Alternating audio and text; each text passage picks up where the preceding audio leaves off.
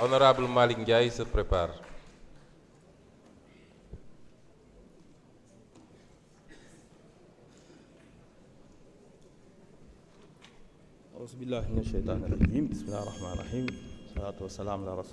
Monsieur le Président, chers collègues, Monsieur le ministre de la Justice, ñu ngi lay nuyu di la féliciter di la ñaanal ci nomination bi yàlla yombal liggéey bi may leen ci ay succès rëy di nuyu mon frère et ami le ministre Bakary Sarr moom tamit di ko ñaanal comme tout le gouvernement yàlla may leen ndam ci liggéey bu bees bi ngeen sum.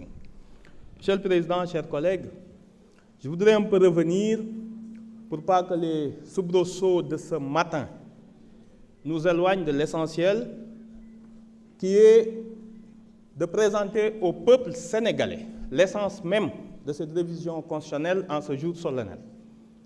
Il ne s'agit pas d'un énième tripatouillage de la Constitution. Il s'agit d'un travail de fond qui est porté depuis plusieurs années par un parti politique, qui est un continuum des assises depuis 2001, des assises CNRI 2013 et autres. Nous sommes arrivés aujourd'hui à un moment où l'ensemble des concertations possibles ont été réalisées, que le Conseil constitutionnel a donné son avis sur les avant-projets, que ce soit pour la révision, les partis politiques, le Conseil supérieur de la justice et ce qui va remplacer, en tout cas, l'organe qui va remplacer la Sénat, qui chargera d'organiser les élections. Il faut d'abord dire une chose par rapport à la procédure et au processus. Une fois que le Conseil constitutionnel s'est prononcé, que ces décisions s'imposent au pouvoir public et aux autorités juridictionnelles, on se demande quel peut être l'objet d'une nouvelle concertation.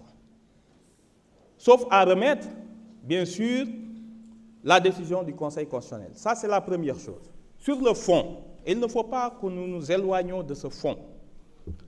Cette nouvelle révision constitutionnelle nous dit d'abord une chose essentielle par rapport aux événements politiques, par rapport aux violations graves des droits de l'homme. Il nous dit qu'il n'y a plus besoin de voter de loi d'amnistie ou des droits de grâce pour que ceux qui ont commis des violations graves des droits de l'homme, exercés contre des citoyens qui manifestent leurs droits politiques, qui manifestent leurs droits souverains, que aucune autorité politique ne puisse échapper à la justice de son pays parce qu'il y aura voté une loi d'amnistie ou des droits de grâce.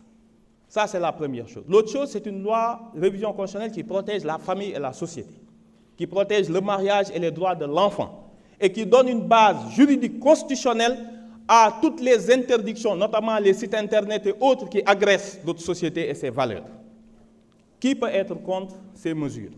Qui peut être contre la mesure qui nous dit que désormais, pour aliéner les ressources naturelles, il faudra au préalable toute convention d'investissement concernant les ressources naturelles doivent passer à l'Assemblée nationale. Qui peut croire un seul instant que cette réforme a des soubassements politiques? Qui peut croire qu'une réforme qui nous dit que désormais le patrimoine foncier et les ressources naturelles sont dans la souveraineté permanente du peuple sénégalais et qu'ils vont passer les gouvernements et les régimes? Ça, ce sont des prescriptions qu'on veut nous faire passer par pertes et profits en mettant en avant les questions politiques. S'agissant de la déclaration de patrimoine, c'est l'obligation même de transparence dans la gestion. C'est ça qui fonde la légitimité des autorités. C'est une donne sur laquelle on ne peut plus revenir en arrière.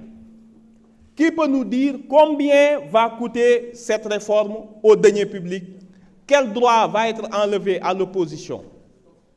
Il ne faut pas qu'on tombe dans les travers de l'opposition qui s'agit. Il faut voir, le combat est très clair.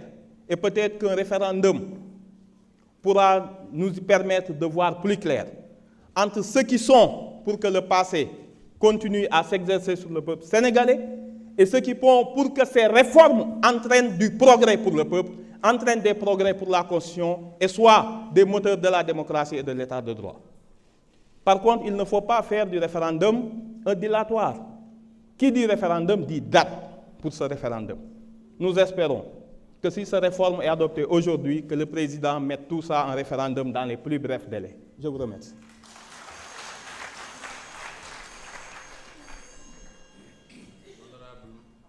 Honorable Malick Ndiaye, vous avez la parole.